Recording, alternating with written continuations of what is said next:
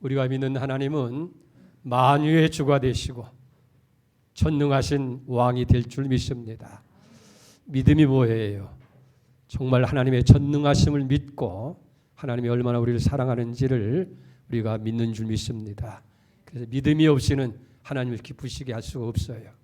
이 안에도 전능하신 왕이 되시는 주님께서 여러분들의 삶을 지키시고 여러분의 필요를 채워주실 것을 확실히 믿는 믿음을 가지고 나아가는 은혜가 있기를 주 이름으로 축복합니다.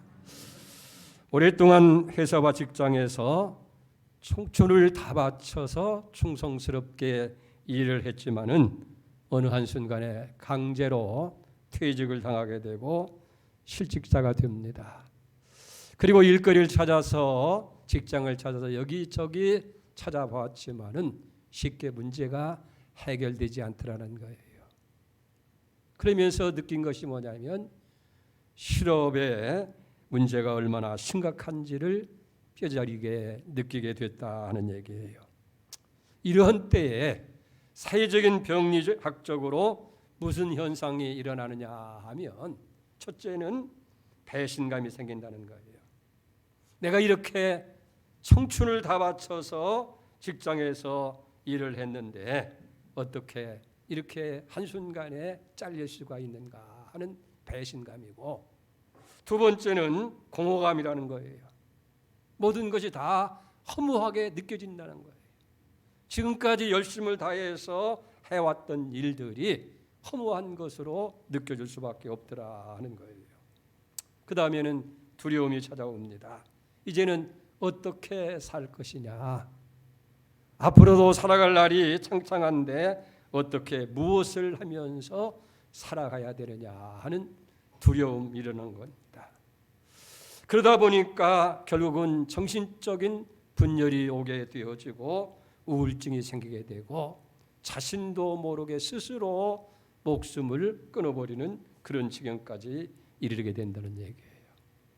사랑하는 여러분, 이런 때에 우리가 어떻게 살 길을 찾아야 되겠느냐 하는 것이 중요한 일인 줄로 그렇게 믿습니다.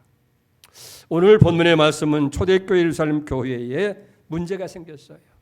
그 문제라고 하는 것은 무슨 직장의 문제라든지 사업의 실패든지 단순한 생계의 문제가 아니라 생존의 문제, 죽느냐 사느냐 하는 위협과 위기가 교회와 성도들에게 찾아왔다는 거예요. 예수 그리스도의 부활과 십자가의 복음을 전하는 제자들을 이제 체포해서 이스라엘 최고 법관인 산헤드린에 세우고 다시는 말을 못하도록 저들을 위협하면서 이제 살기가 등등하게 되어집니다. 이런 때에 교회는 어떻게 대처를 해나갔고 어떻게 살 길을 찾았느냐 하는 것을 오늘 이 아침에 살펴보면서 어려운 때를 살아가는 지혜를 얻는 시간이 되기를 주의 이름으로 축복합니다. 오늘 29절 말씀을 봅니다. 주여 이제도 그들의 위험함을 구워보옵시고 또 종들로 하여금 담대히 하나님의 말씀을 전하게 하여 주옵시며. 여기 주여 이제도, 이 말씀은 먼저 하나님을 찾아야 된다는 거예요. 의도적으로 찾는 것이 아닙니다. 의식적으로 찾는 것이 아니라 본능적으로 찾아야 된다 하는 거예요. 여러분, 갓난아이가 엄마를 찾고 엄마의 젖을 찾을 때에 무슨 계산하고 의도한 바가 있어서 찾는 것이 아니라 생리적으로 본능적으로 엄마를 찾고 엄마의 젖을 사모하게 되는 거예요. 구약성경 시편 40편 1절에 보면은 하나님이여 사슴이 시냇물을 찾기에 갈급함같이 내 영혼이 주를 찾기에 갈급하나이다. 목마른 사슴은 본능적으로 이제 물을 찾아서 간다고 하는 거예요. 왜 그렇습니까? 그 물을 찾는 길만이 사는 길이기 때문이네 하는 거예요. 그러므로 사느냐 죽느냐 위기 때에 하나님을 찾는다고 하는 것은 무슨 계산해서 찾는 것이 아니라 본능적으로 우리 믿음의 사람들은 위기가 왔을 때, 문제가 생길 때에 자동적으로 본능적으로 하나님을 찾아야 된다 하는 거예요. 자, 그러면 여기 예루살렘 교회 성도들이 이 어려움을 당했을 때에 즉시로 하나님을 찾게 된 동기가 어디에 있느냐 하는 거예요. 하나님만이 내 모든 형편 사정을 다 알고 계시고 하나님만이 나를 도울 수 있는 분이라고 믿기 때문인 줄 믿습니다. 우리가 구약성경 시편 120편 1절에도 보면 우리의 도움이 어디서 올까? 천지를 지으신 여호와에게서로다 라고 그렇게 고백하고 있는 것을 보게 됩니다. 29절을 다시 보세요. 주여 이제도 저의 위협함을 하감하옵시고 저 종들로 하여금 담대히 하나님 말씀을 전하게 하여 주옵소서. 이 말은 바로 하나님께서 우리의 처지와 형편을 다 알고 계시고 하나님만이 도울 수 있다는 거예요. 여러분, 우리가 세상을 살아갈 때 누가 내 어려움을 알아주고 누가 그 어려움 가운데서 나를 도울 수 있겠느냐 하는 거예요. 하나님만이 우리를 도울 수 있는 줄 믿습니다. 그렇기 때문에 우리의 모든 문제 해결의 길은 살 길이 어디 있느냐 하는 길은 바로 전능하신 하나님을 찾고 하나님께 있음을 믿는 일인 줄 믿습니다. 가이드 포스터라고 하는 잡지에 실린 간증입니다. 허리케인 태풍이 미국 플로리다주를 강타한 그런 사건이 일어나게 된 거예요. 이 대형 허리케인이 카리브해에서 발생해서 예고 없이 플로리다주를 강타하게 된 거예요. 그때에 조그만 호숫가에 집이 하나 있었는데 찰스 시어즈라고 하는 사람이 이제 자기 부인과 세 자녀들과 함께 살고 있었습니다. 순식간에 태풍과 폭우로 인해서 그 호수의 최방이 무너지게 되어지고 순식간에 그 삶의 자리를 덮쳐오게 됐다 하는 거예요.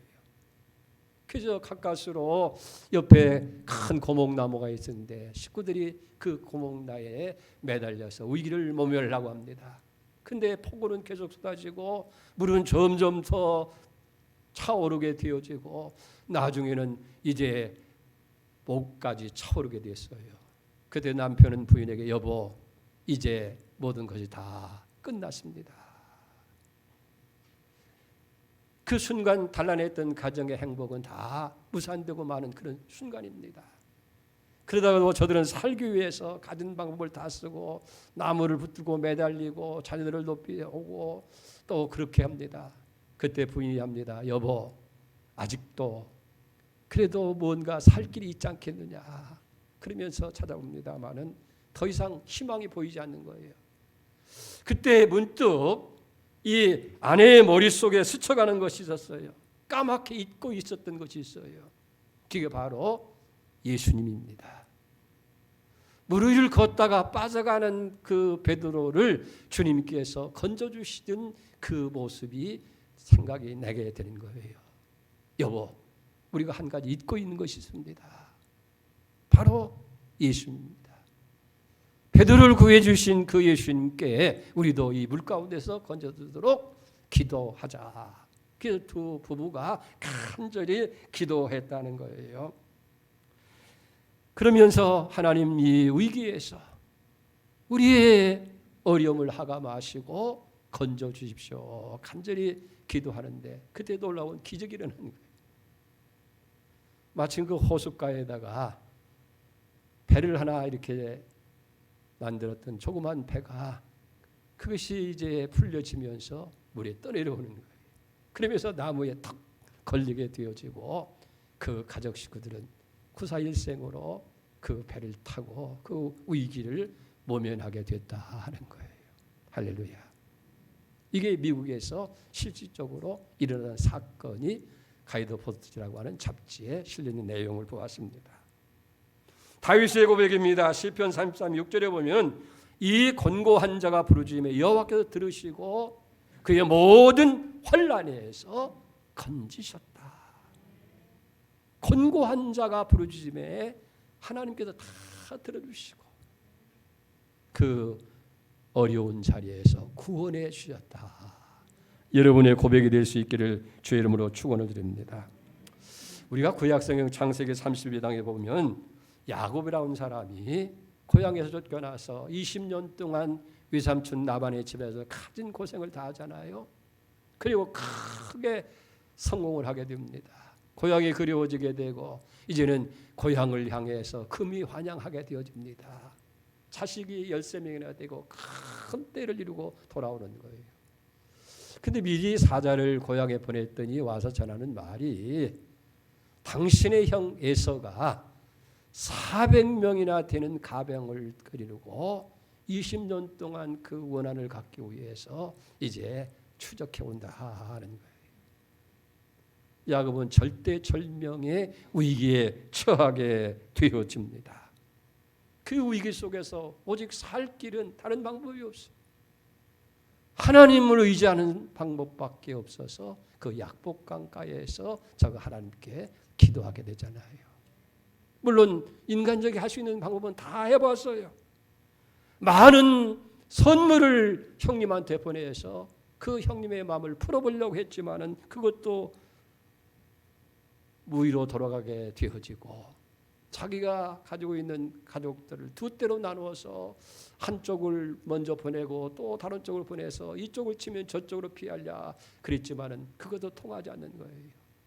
결국은 이제 강변에 홀로 남아서 밤을 새우면서 하나님 앞에 호소하고 부르짖게 됩니다.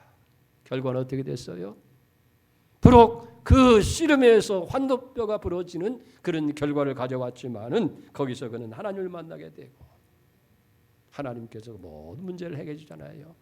20년 동안 원한을 품고 있던 형 에서의 마음이 녹아집니다. 그를 치러왔던 400명의 그 가병은 이제 적군이 아니라 야곱을 보호하는 그런 돕는 자로 변화되는 역사가 일어나게 된 줄 믿습니다.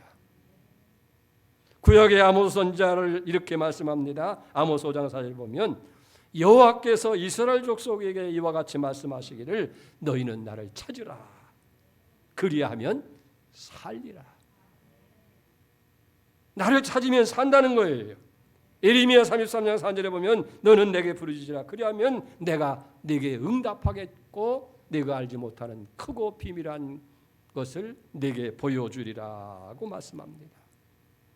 시편 34편 10절 말씀 보면 젊은 사자는 궁핍하여 줄일지라도 여호와를 찾는 자는 모든 좋은 것에 부족함이 없으리로다. 아멘 할렐루야.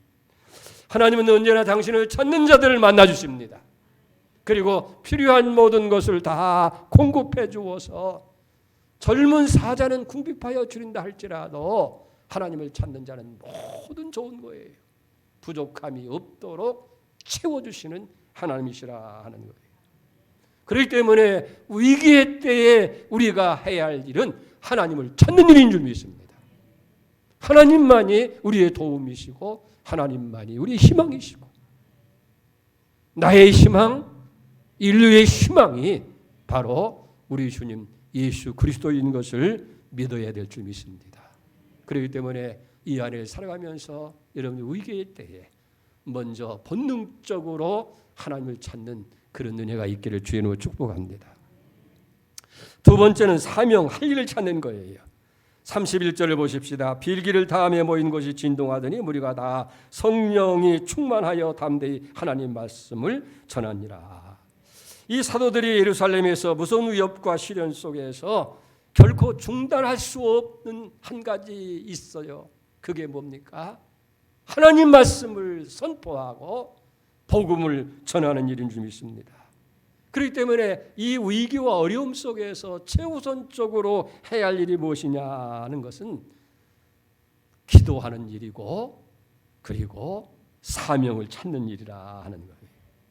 여러분 어려움과 위기를 왔을 때 그걸 피하려고 하는 것이 아니라 이 위기 속에서 내가 최우선적으로 해야 할 일이 무엇이냐 하는 것을 먼저 찾는 일이 살 길인 줄 믿습니다. 한국신학대학 학장이었던 고 김정준 목사님이 계십니다. 이분이 젊은 날에 폐병으로 마산 수용소에서 이제 치료를 받고 있을 때의 간증입니다. 그 마산 요양병원은 7개의 동으로 되어 있는데 제일 마지막 7병동은 이제 중환자들이 폐병으로 인해서 중환자들이 수용하는 그런 병실이었다 하는 거예요. 거기에는 의사들도 치료하는 것을 포기하고 이제는 죽을 날만 기다리는 거예요. 그리고 그 7병동 옆에는 영안실이 있어서 거기서 죽는 사람들이 자동적으로 영안실로 보내져서 장례를 치르게 됐더라 하는 거예요. 그러면서 마지막 의사가 하는 얘기가 더 이상 희망이 없습니다. 조금이라도 생명을 연장시키려면 아무것도 하지 말고 그대로 누워 있으라. 움직이만큼 생명이 더 위태롭다고 그런 얘기를 하게 됩니다. 이 김정준이라고 하는 사람에게도 그런 선고를 받고 이제 정말 침대에 누워서 죽을 날만 기다리고 있는 거예요. 그렇게 시간을 보내고 있는데 어느 날 아침인가 어떻게 들어왔는지 나비 한 마리가 밖으로 나가려고 날아서 유리창에 부딪히고 또 유리창에 부딪히고 하는 거예요. 그 물끄러미 바라보고 있는데 그러다 안 되니까 그만 병실 구석에 쓰러져서 퍼덕퍼덕 날개만 날고 있는 거예요. 그때 문득 이 김정준의 마음속에 어떤 생각이 들었냐면 저 나비를 살려서 날려 보내줘야 되겠다. 그래서 그 병실에서 일어나서 침대에 일어나서 그 나비를 잡으려고 달아가니까 또 도망을 칩니다.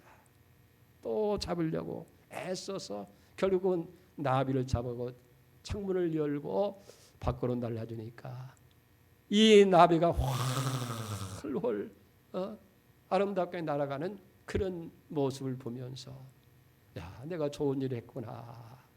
그러다가 문득 그 자리에서 자기 자신을 보았다는 거예요. 나비는 저렇게 자유롭게 날아가는데 자기 자신은 병마에 잡혀서 이 죽음의 병동 7병동에 갇혀 있는데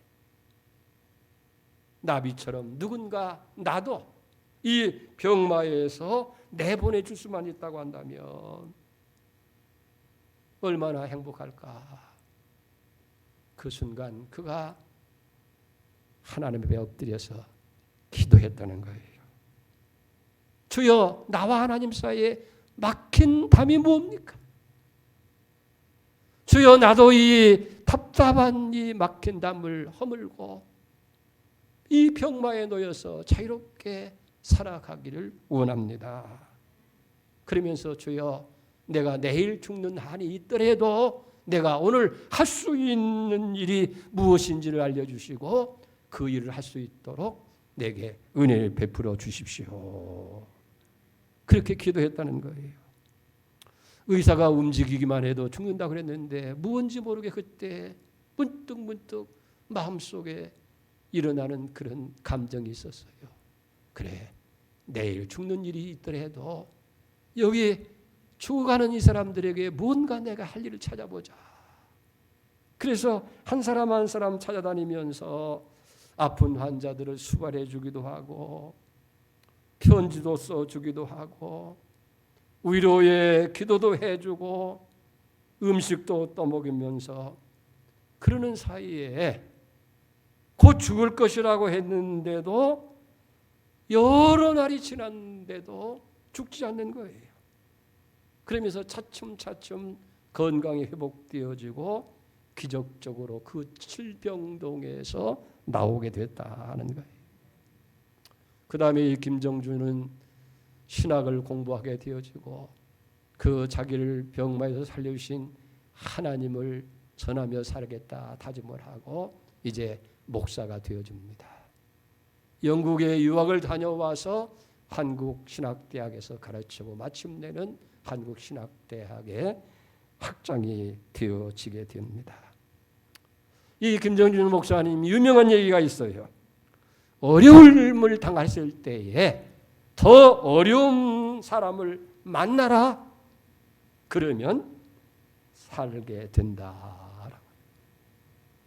어려움을 당할 때에 더 잘된 사람들을 바라보면 실망하고 낙심하지만은 어려움을 당하게 돼 나보다 더 어려움을 당하는 사람들을 만나게 될 때에 우리는 거기서 살 길이 열려지게 된다는 거예요. 아무리 세상이 어렵고 힘들어도 우리가 절대로 중단해서는 안 될 일이 있습니다. 그것은 아직도 우리가 해야 할 사명, 해야 할 일이 있다 하는 거예요. 사랑하는 여러분, 모든 사람들이 다 잘될 때 나만이 안 되고 나만이 곤경에 처하도록 두신 하나님 이유가 무엇인지 압니까? 그것은 아무도 모르게 우리를 숨겨서 훈련했다가 결정적인 날에 아름답게 쓰시기를 원하시는 하나님의 은혜인 줄로 믿습니다. 여러분, 우리가 구약 성경 열왕기사 19장에 보면 거기 불의 사자 엘리야의 이야기가 나옵니다. 여러분들이 엘리야 하면 가멜산 산상에서 거짓 선지자 450명과 대결하잖아요. 누가 참신이냐? 제물을 놓고 하늘에서 기도해서 불이 내려서 그 제물을 사르게 되어질 때에 그분이 참신이 아니겠느냐. 바알 선지자는 할 수 없었지만은 엘리야가 기도할 때 하늘에서 불이 내려서 그 제물을 태우고 토랑에 채웠던 물까지 다 갔어요. 그리고 여호와 하나님이 참신인 것을 모든 사람들이 증명해 보이고 거짓 선자를 전부 다 끌어다 기돈 신에까지도 처단을 하는 불의 사자, 능력의 사자 아닙니까? 자, 그런 일이 일어났는데도 불구하고 대적하는 자들이 더 득세를 합니다. 통치자 아합 왕과 그의 부인 이세벨의 박해가 너무 심하게 되니까 이 엘리야도 절망하는 거예요. 이만큼 했으면 뭔가 변화가 일어나고 새로운 역사가 일어나야 할 텐데 세상은 도무지 변하지 않고 더 악한 자의 박해가 심해지게 되니까 결국은 절망을 하게 되고 도망쳐서 광야에 나갑니다. 한 모된 나무 아래에 앉아서 하나님께 이제 더 이상 내가 할 수 있는 일도 없고 더 견딜 수도 없으니 차라리 내 생명을 취해달라고 하나님 앞에 그렇게 부르짖잖아요. 열왕기상 19장 4절에 보니까 자기 자신은 광야로 들어가 하룻길쯤 가서 한 모된 나무 아래에 앉아서 자기가 죽기를 원하 이르되 여호와여 넉넉하오니 지금 내 생명을 거두시옵소서. 나는 내 조상들보다 나은 것이 없지 않습니까? 라고 그렇게 기도합니다. 그때 하나님께서 어떻게 하셨어요? 천사를 보내서 이 엘리야를 위로하십니다. 그리고 떡과 고기를 준비해서 다 먹여주시면서 위로의 말을 주는 거예요. 엘리야야, 낙심하지 말아라. 이 기근 동안에 내가 까마귀들을 통해서 너를 먹인 것이 아니냐.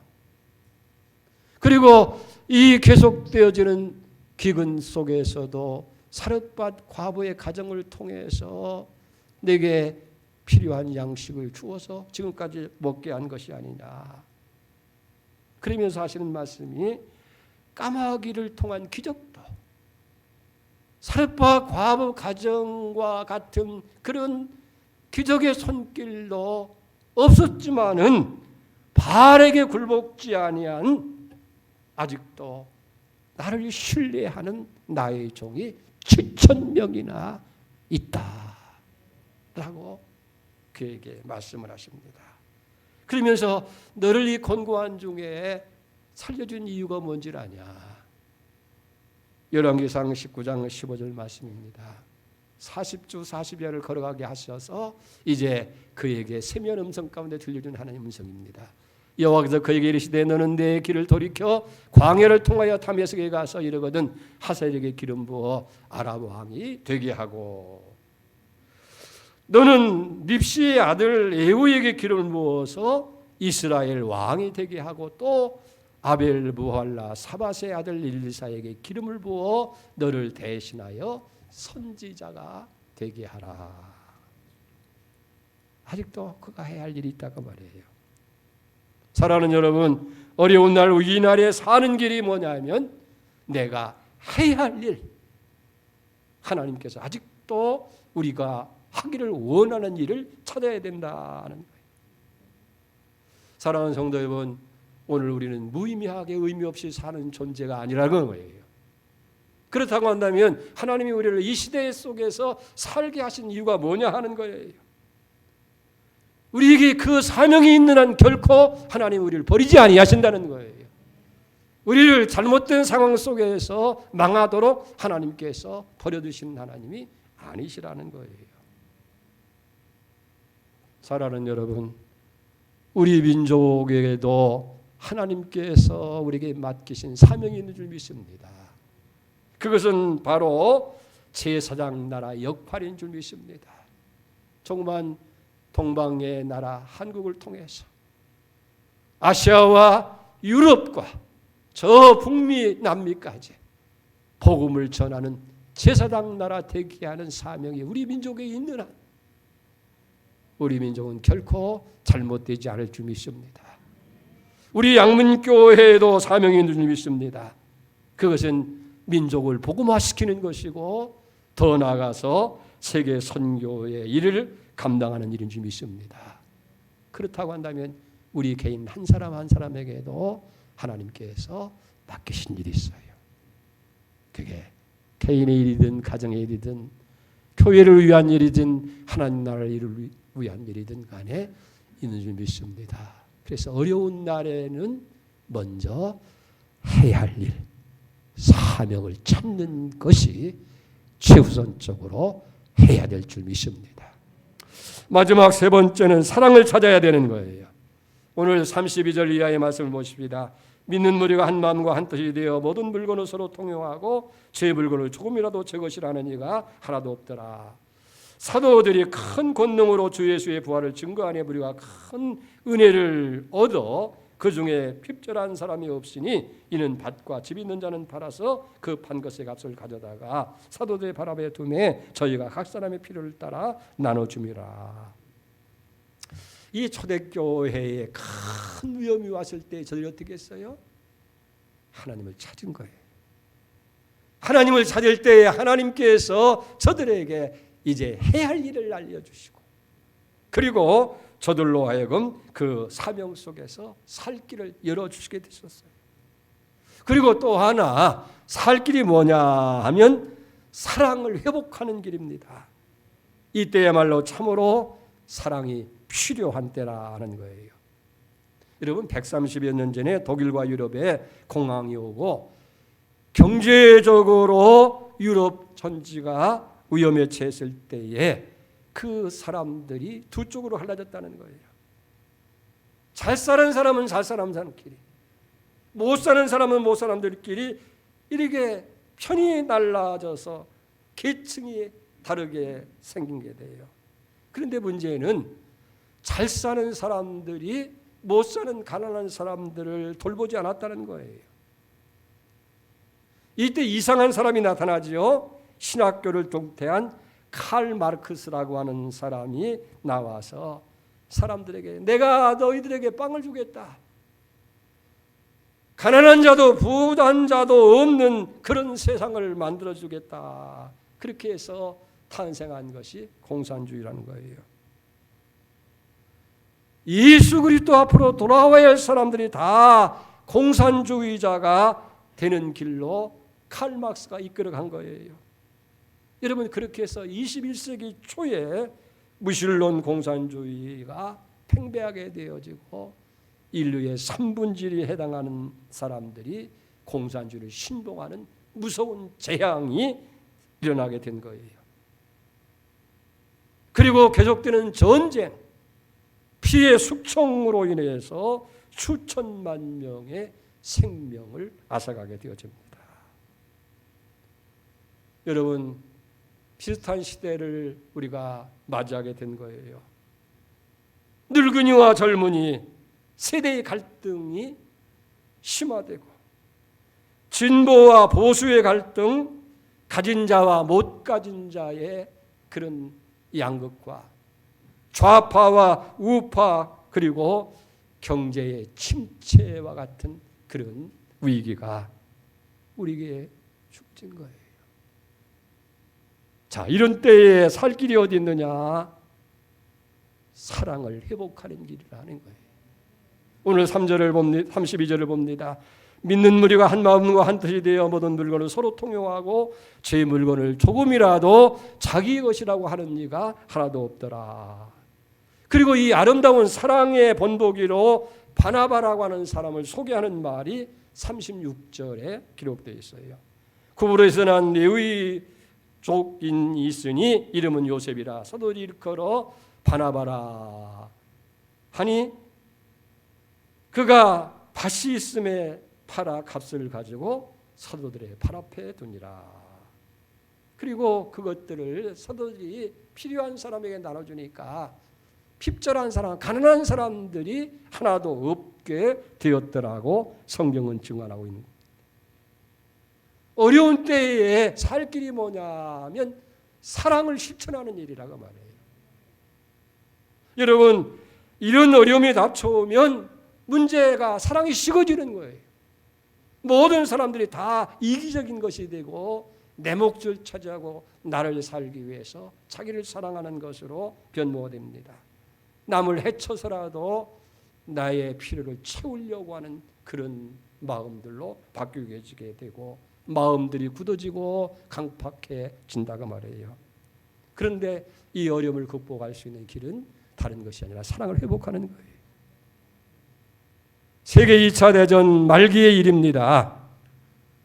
영국이 나치 독일과의 전쟁에서 패전과 패전을 거듭하게 되어집니다. 그리고 이 영국 런던, 수도였던 런던에는 일주일치의 양식밖에 남지 않게 됐다는 거예요. 날마다 독일의 공습은 그치지 않게 되고 런던으로 들어온 모든 그런 수송망은 다 단절이 되어집니다. 이제는 수백만 런던 시민이 죽음 앞에서 굶어 죽게 되는 위기에 놓이게 되어집니다. 그때 영국 여왕이 윈스턴 처칠을 수상으로 임명하게 됐을 때에 이 처칠은 수상이 되자 영국 시민의 애국심과 사랑에 호소를 하게 됐다는 거예요. 그 내용이 뭐냐면 우리 국민과 시민이 서로 사랑하면 이 위기를 극복하는 위대한 국민이 될 것이고 사랑을 찾지 못하면 파멸을 할 수밖에 없습니다. 그렇게 호소를 합니다. 그리고 이 간절한 호소를 듣고 모든 런던 시민들이 자기들이 숨겨져 두었던 양식들을 다 모두 다 내놓게 된 거예요. 그리고 그 내놓은 식량이 런던 시민들이 3개월을 먹고도 남을 수 있는 충분한 식량이 되더라는 거예요. 여기서 영국 시민들은 용기를 얻게 되어지고 결국은 독일을 물리치게 되고 세계 2차 대전을 승리로 이끄는 주역이 되게 됐다는 거예요. 어려운 때에 살 길이 사랑을 회복하고 사랑을 실천할 때에 일어나게 된다는 거예요. 사랑하는 성도 여러분, 새해라고 하지만은 우리 주변 어디를 보아도 희망이 보이지 않습니다. 모두가 살기가 점점 더 어렵고 힘들다고 얘기합니다. 이런 때 살 길이 어디 있느냐 하는 거예요. 앞을 봐도 뒤를 봐도 옆을 봐도 어디 봐도 희망이 보이지 않을 때에 우리는 하나님을 바라봐야 돼요. 하나님을 찾아야 됩니다. 다윗은 시편 50편 15절에 환난 날에 나를 부르라. 내가 너를 건지리지니 내가 나를 영화롭게 하리라. 하나님을 찾아야 돼요. 두 번째는 할 일, 사명을 찾아야 되어질 줄 믿습니다. 사명이 있는 한 결코 하나님은 망하도록 위기에 버려두시는 하나님이 아닌 줄 믿습니다. 그리고 사랑을 찾아야 됩니다. 사랑으로 나누고 베풀고 그럴 때 풍족해지는 기적이 우리에게 주어질 줄 믿습니다.